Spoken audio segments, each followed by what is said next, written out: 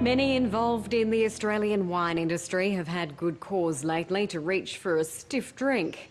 It's not just that they're sitting on warehouses full of the stuff.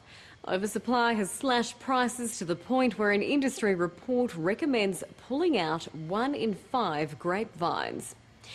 Yet, for all that, it was hard to detect heartburn among smaller producers who gathered recently at Stanthorpe to show off their latest offerings.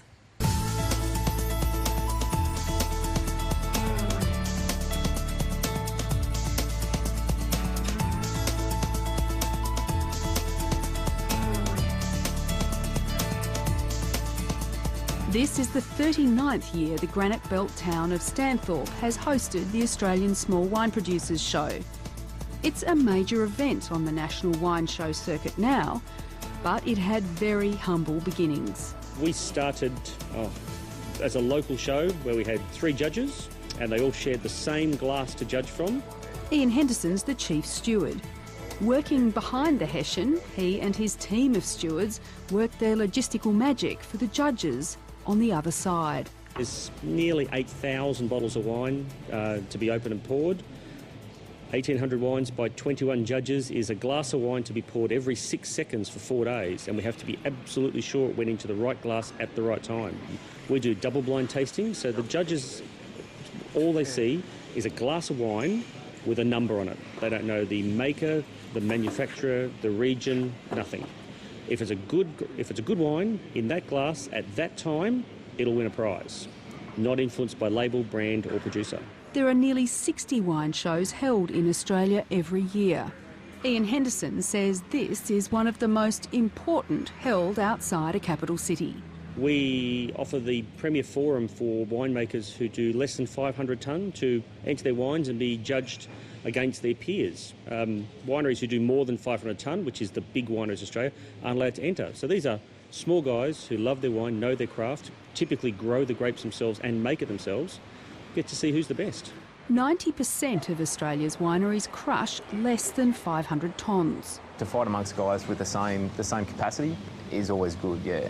You're not drowned out by these big volumes, because I believe that, small parcels of fruit make better quality wine, and a lot of the small wineries do that, make better quality wine. The big wine companies are still involved though. They send the judges. We go looking for the best judges that we can find from the most respected wine companies that we can find. We need judges to judge at a national level. The judges aren't here to go easy on the little guys either. Is a gold medal here then still worth the same as if you won a gold medal competing against the big guys? Absolutely. This small wine show here is quality judged, and the medals here stand alone anywhere. We're certainly not giving gold medals away for the sake of giving gold medals. We're giving awards based on absolute quality. The chief judge says the small players are worth watching, for they're often the innovators and trendsetters. The small winemakers have got small batches and they can fiddle with them and they can try different things, where the big wineries only got big tanks and they're not going to have anything go wrong, and so they try and probably control their winemaking a little bit more.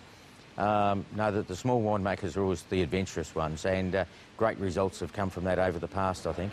The most awarded winemaker in Australia, David Morris, led a team of 21 judges. And apparently rule number 1 is fuel up at breakfast. Even though they spit the wine out, judging on an empty stomach is a no-no. Judges mark wines out of 20. There's 3 points for appearance, 7 for aroma, and 10 for taste and quality. That whole process of the sniff is probably 5 or 6 seconds. The palate swirling is again 5 or 6 seconds. So all in all, looking, taste, spit out, and then waiting for a few seconds for that flavour or the flavours to go up through the canal at the back of the nose and assimilate through the rest of the mouth. You're probably talking 30 seconds overall, and you've got an assessment of how that wine fits in itself.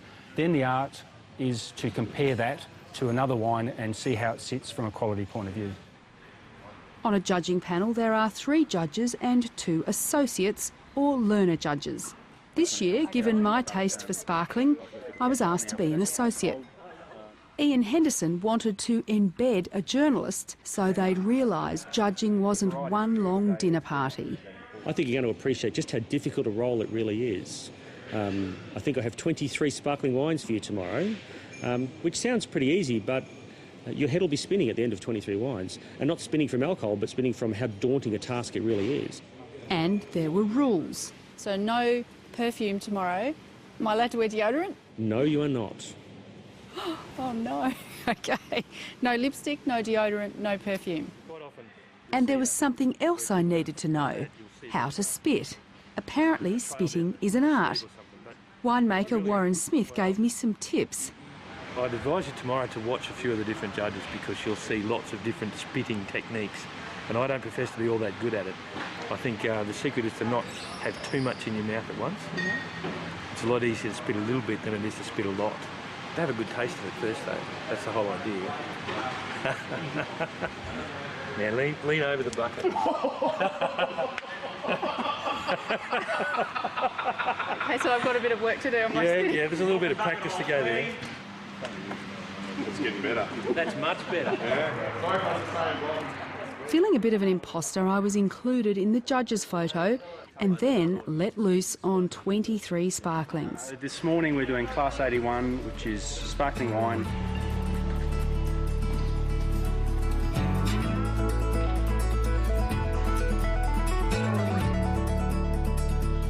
I love bubbles, but this was not easy. There's just a few seconds to smell and taste and then write down your impressions. It's really hard, a lot harder than I thought, and I think I'm swallowing a bit more than I'm meant to, so it's overwhelming. My mouth is just full of alcohol. I'm finding it really hard to distinguish a lot of the flavours. Good at distinguishing the nose, but this is so much harder than I thought, and I thought it was going to be fun. It's really hard.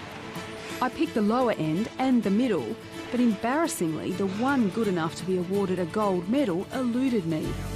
Luckily, associate scores don't count. The chief judge ticks off on the panel's choices. I actually do like that. In this class, gold went to Stanthorpe winemaker Robert Shannon's Singing Lake Sparkling.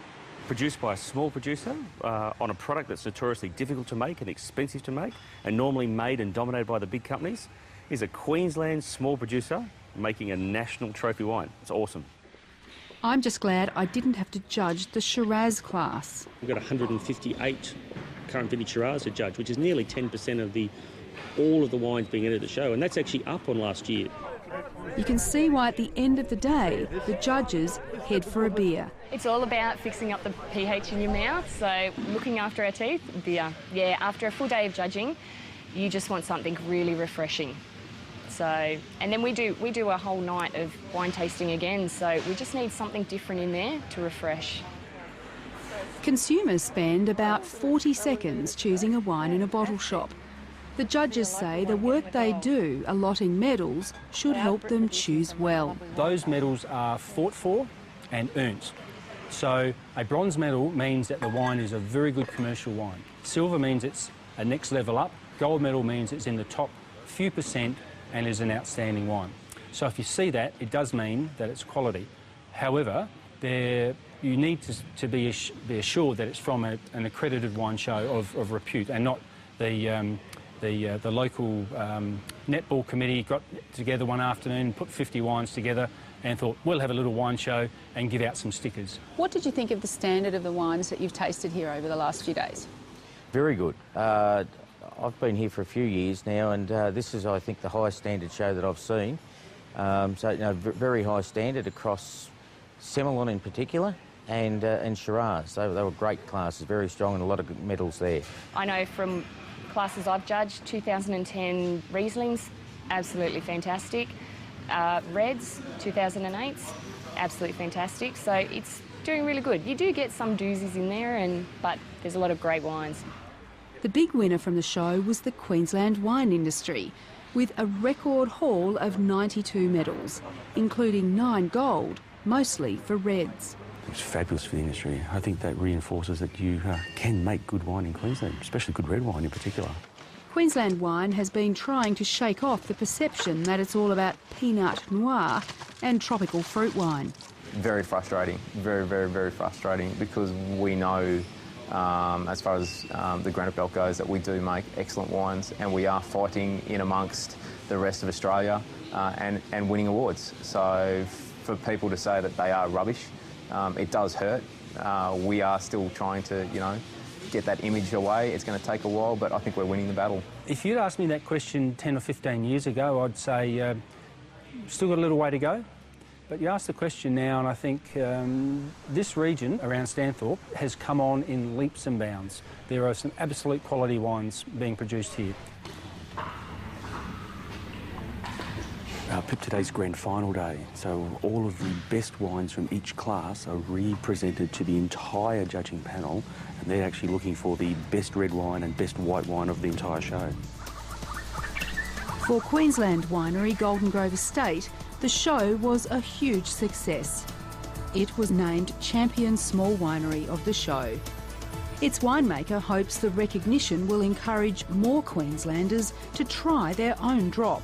What we find, it's all about getting it in their mouth. Once they get it in their mouth and try it, they're like, wow, this is really good. I didn't expect this.